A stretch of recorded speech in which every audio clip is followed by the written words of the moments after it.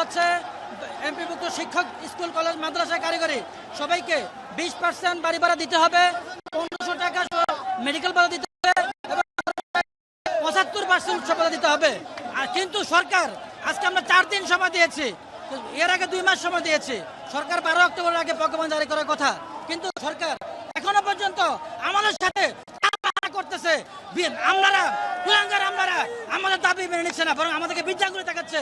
আমি শিক্ষা উপদেষ্টা এবং মাননীয় প্রধান উপদেষ্টাকে জানিয়ে দিতে চাই, আপনাদেরকে আমরা আজকে 12টা পর্যন্ত সময় দেওয়ার পরেও আমাদের ন্যায্য দাবি আপনি মেনে নেননি। শিক্ষক সমাজের সাথে আপনি তালবাহানা করছেন, আপনি একজন শিক্ষক হয়েও আমাদের সাথে তালবাহানা করছেন, এটা শিক্ষক সমাজ মেনে নেবে না। কর্মসূচি হচ্ছে 20% বাড়ি ভাড়া ভাতা, 1500 টাকা চিকিৎসা ভাতা এবং কর্মচারীদের 75% উৎসব ভাতা। আমরা এই দাবি দীর্ঘদিন যাবৎ জানিয়ে আসছি। ইতিমধ্যে সরকার বাহাদুর আমরা আমাদের নেতার সাথে বারবার মিটিংয়ে বসেছে, তারা মিথ্যা আশ্বাস দিয়ে আমাদেরকে রাজপথ থেকে বিদায় করেছে, কিন্তু আমরা তাদের মিথ্যা আশ্বাসে আমরা পড়তে চাই না।